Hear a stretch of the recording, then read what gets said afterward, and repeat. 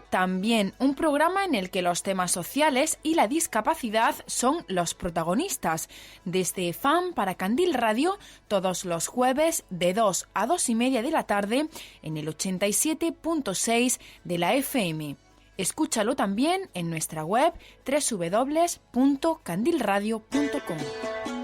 Bienvenidos, es jueves 23 de enero y el momento justo de la semana en la que abrimos las puertas de la radio a la discapacidad.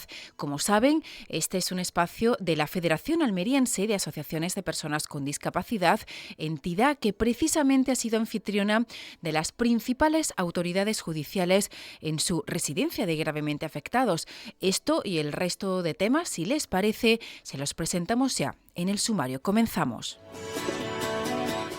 La Administración de Justicia visita la residencia donde menores infractores desarrollarán medidas judiciales impuestas con sentencia firme. Un convenio firmado precisamente a final del 2024 entre FAM y la Consejería de Justicia permitirá que estos menores conozcan otras realidades, en este caso relacionadas con la gran discapacidad física y la dependencia. Con Mariola Gómez, fiscal de menores en Almería, vamos a hablar de este tema. Tú y yo también.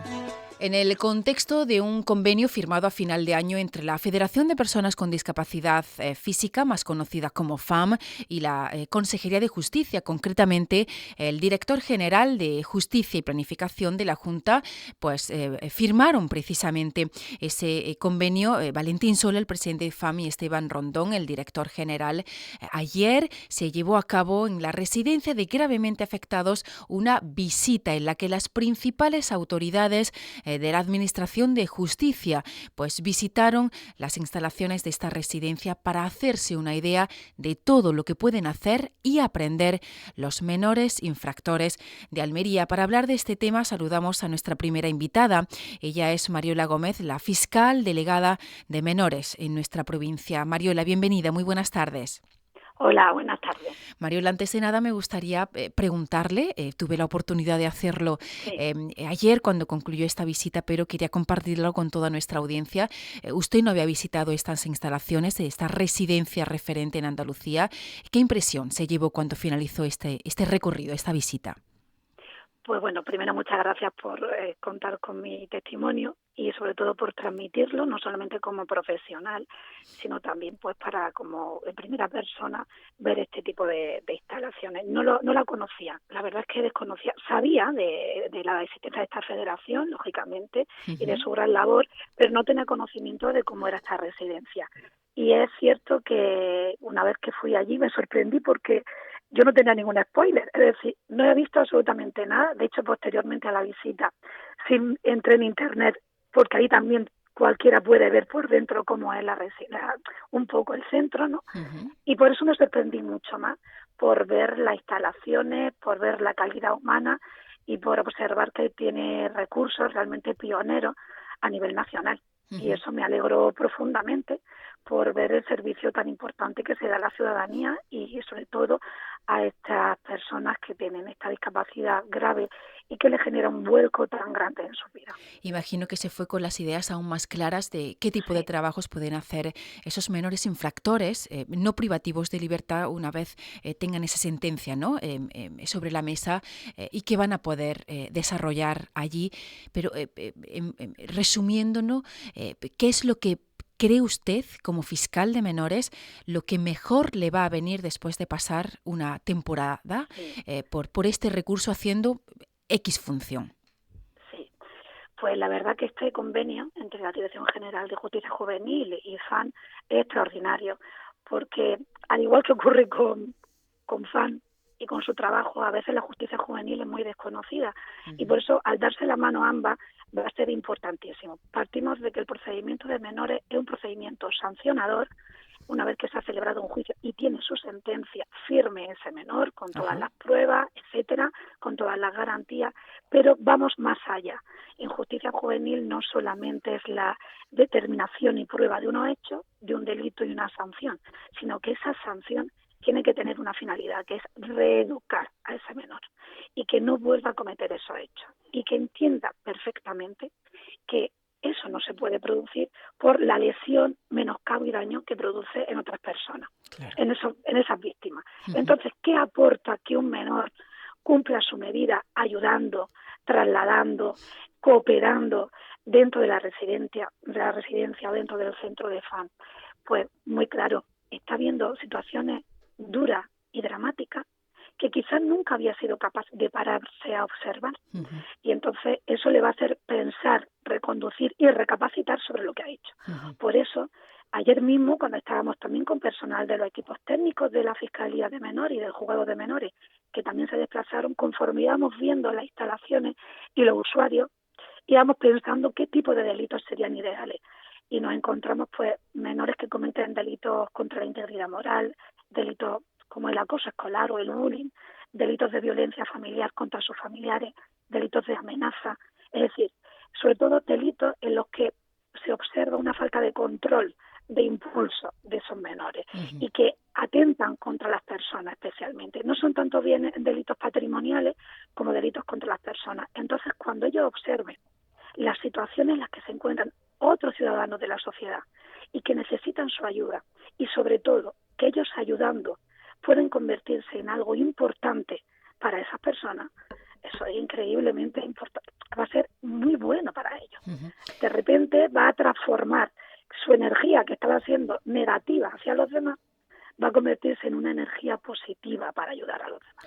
En este caso se impondrán este tipo de trabajos, ¿no? Conocidos Sí. como en beneficio de la comunidad. Se llaman, para menores se llaman prestaciones en beneficio de la comunidad y el menor que la vaya a llevar a cabo tiene que estar conforme con llevarlas, lógicamente. Ajá. Es decir, que un menor se puede, después de una sentencia, negar totalmente. ¿Y cómo se reconduce entonces? Si se negara a realizarlo, lo que se está produciendo es un incumplimiento de la medida. Entonces, bueno, eso reconduce otro tipo de procedimiento y es posible que entonces haya que cambiar la medida porque no sea susceptible de aplicación.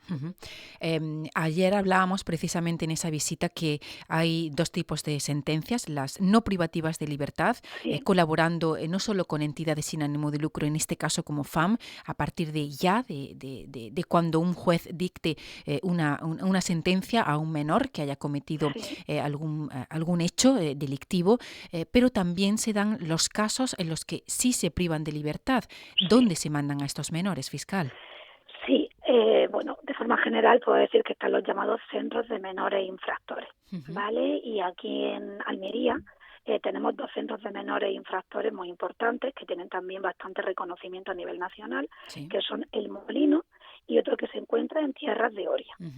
Este tipo de centros, concretamente el de Tierras de Oria, no solamente acoge a menores a nivel provincial, sino también a nivel interprovincial. Y dentro de ellos existen unos módulos diferenciadores por edades y también según se trate de internamientos abiertos, semiabiertos o de trastornos de conducta, y de carácter cerrado también, según el tipo de delito cometido. Y bueno, este tipo de internamientos se debe decir que se caracterizan porque cuando se finalizan siempre van complementados con una medida que se llama de libertad vigilada, que significa para cuando terminen ese periodo de tiempo privados de libertad, que no salgan a la calle como de repente solos, desnudos, sino que siguen siendo acompañados por el sistema de justicia juvenil para acomodarse nuevamente a vivir en libertad, cumpliendo las normas y entendiendo lo ocurrido. En uno u otro caso imagino que son los equipos, no solo usted como fiscal, sino también equipos de orientadores, psicólogos y un largo etcétera, los que se sientan y piensan cuál es la medida, ¿no? La sentencia en este caso más apropiada para cada uno de los casos, pero por su experiencia fiscal, ¿qué es lo que más comúnmente o cuál es la práctica más habitual en los últimos años? A ver, en los últimos años es verdad que hemos detectado una modificación en el tipo de delito. Yo creo que el COVID fue como un cambio importante. Hasta ese momento sí tenemos muchos delitos patrimoniales, de robo, hurto, sigue habiendo. Pero los robos con violencia, por ejemplo, los llamados tirones, sacar navajas, han disminuido bastante. Y sin embargo se ha producido desde el COVID y desde el 2020, bueno, los delitos de violencia filioparental, es decir, insultos, amenazas, empujones, desprecio de los hijos a los padres, muchísimo, y los delitos contra la libertad sexual también han aumentado enormemente. Y estos últimos han aumentado muchísimo. Creemos los que estamos estudiando estas materias, y esto vamos aprendiendo de lo que en los casos nos van informando, y la estadística, consideramos que existe un auténtico bombardeo informativo, o desinformativo, mejor dicho, en Internet y en las redes en materia de pornografía. El acceso de los menores a este tipo de información es enormemente fácil. Cualquiera, un niño de 10 años puede meterse y puede acceder a este tipo de información. Y lo que le genera es una absoluta desinformación y desformación. Entonces, parece que conocen mucho, no se asustan con nada, pero realmente no entienden. Y entonces normalizan comportamientos y conductas que no son los propios del desarrollo cognitivo y sexual. Y que en un momento determinado pueden llegar a replicar, intuyo, ¿verdad? Exacto. Lo replican, pero porque realmente no están entendiendo lo que hay ahí. Claro. No entienden, porque no es lo mismo tener 14, 15, 16, 17 años que tener 30. Claro. Esto es así. Evidentemente. Por eso el tipo de medidas que se le establecen a los menores tienen que ser ajustadas a las edades y dirigidas realmente a llegarles. Esa es la idea. No es solamente cumplir. No es cumplir una sanción o un castigo, no. Es que realmente tenga un sentido absolutamente reeducador y resocializador para esos menores. Por su experiencia, y ya para concluir podríamos estar hablando muchísimo, porque es un tema verdaderamente interesante, y yo creo que, fiscal, un tanto desconocido, ¿no?, para la mayoría de la sociedad. Por ese motivo, ¿no?, el traerlo al primer bloque de nuestro programa a raíz de este convenio y de la visita. Periodísticamente a mí me resulta muy interesante indagar también en su trabajo, ¿no?, en cómo fiscal tiene luego ese feedback por parte de las familias e incluso de los propios menores. No sé si ha habido también en ese sentido una evolución que nos pueda contar y compartir con nosotros. Bueno, por mi parte, yo ya llevo bastantes años trabajando en menores. Llevo 26 años de fiscal, y salvo un periodo de un año que estuve en el Ejido, siempre he llevado menores. Y desde luego yo también he evolucionado porque yo he crecido mucho. No sé si lo haré mejor que lo hacía hace 25 o 26 años, pero a mí me aporta enormemente. O sea, yo, el conocer a la familia, el conocer a los menores, yo le aporto el orden, el cumplimiento de la ley, el cumplimiento de su resocialización, pero ellos me aportan una información riquísima que, en definitiva, por eso ese feedback que comenta, que realmente nos enriquecemos mutuamente.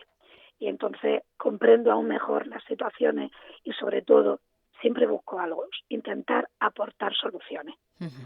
Los padres, las familias llegan aquí realmente desesperados, y además quiero transmitir que muchas veces se habla de menores que están en centros, menores infractores, menores delincuentes, que último término no me gusta. Para mí son menores que han cometido un delito, una época de su vida, y vamos a intentar que no lo cometan más. Claro. Y no queremos que sean infractores, sino jóvenes que cometieron una infracción.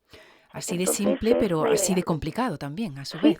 Es muy complicado, y sí quiero aportar, para tranquilidad de la ciudadanía, que el 85% de los menores que cometen infracciones penales o delitos y pasan por justicia juvenil no vuelven a delinquir.